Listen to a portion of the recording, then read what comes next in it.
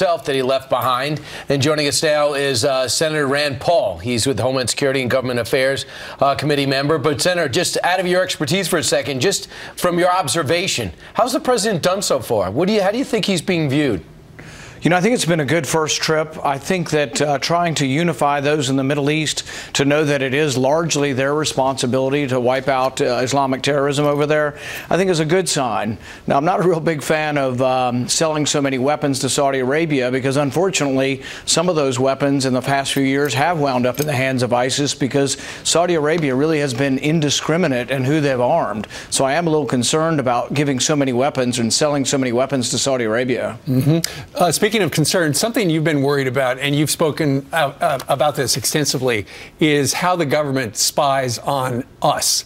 And in fact, there's a circus story. I'm going to just read the first paragraph of it for you in just a second. I did it this way. I did it the hard way. The NSA, under former President Barack Obama, routinely violated American privacy protections while scouring through overseas intercepts and failed to disclose the extent of the problems until the final days before Donald Trump was elected president last fall, according to once top-secret documents that chronicle some of the most serious constitutional abuses to date by the U.S. intel community. This dates back to 2011. And here's another headline report. Obama-era NSA admits to years of illegal searches on Americans.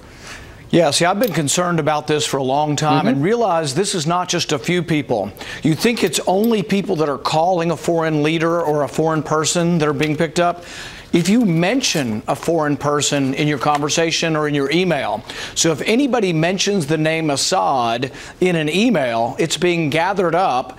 And so it isn't just communications with Assad, it's communications about Assad. So we're talking about millions and millions of phone calls and emails that are being gathered up and then being searched with no sort of control over the privacy of the American. Sure. We call this a backdoor way to sort of get at Americans' privacy without using a warrant, and I think it's a terrible program. Senator, explain, if you will, for people who just over their coffee, their jaws just dropped. So if you're talking on the telephone and you mention Assad or you mention some other one of the words that is in the matrix that they're searching for, there's then a red flashing light on that phone call? Yeah, and realize it's not the old-fashioned wiretap where they've tapped your phone. There's a huge cable going transatlantic, or there's a way station where they're being transmitted by satellite.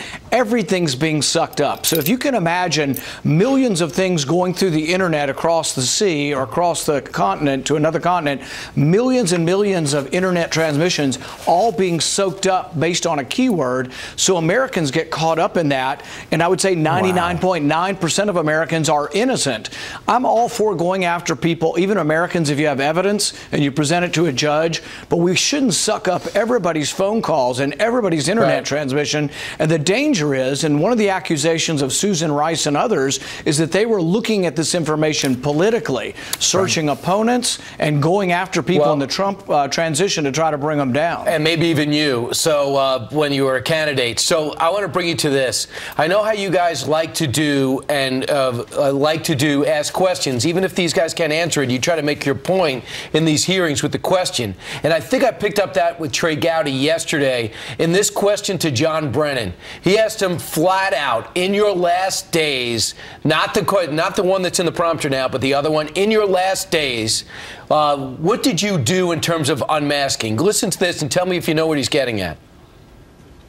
Have you ever requested that a U.S. person's name be unmasked? Yes, I have. Do you recall any U.S. ambassadors asking that names be unmasked? I don't know. Maybe it's ringing a vague bell, but I could not answer with any confidence.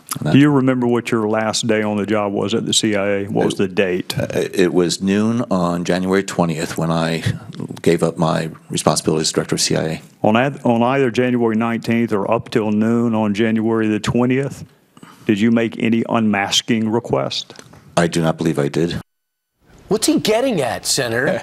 Well, see, I think the concern is, and I don't have enough information to tell you one way or another, but my assumption would be that they do know somebody was being unmasked in the last couple of days and that there was this sort of frantic commotion with the Obama administration trying to get at as many things as they could on the way out. If this becomes, if we can determine this to be true, this is an amazing abuse of power, and it dwarfs any of the other sort of made-up stuff that we're looking into now.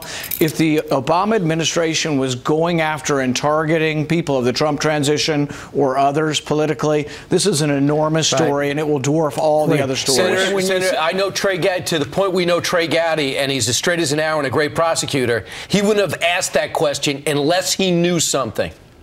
My guess is they know some ambassador was asking, and they wanted to know if it was Brennan doing the work for them. But see, there's going to be dozens of other people, and unfortunately, there may be hundreds of people. And what a lot of people don't realize is that most of the information comes in initially. If it's coming into the NSA or the FBI, it is already unmasked. It only gets masked when it's sent to other people. So there are hundreds and hundreds of people. So, for example, who unmasked Flynn? Maybe it was before it even got masked. Maybe it was, and that was a domestic conversation, so probably that was the FBI listening.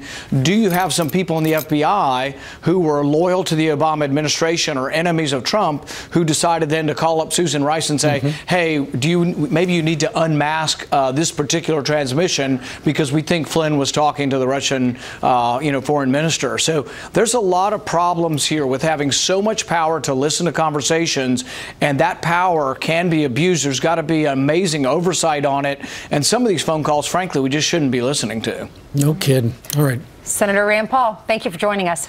Thank you. ISIS releasing video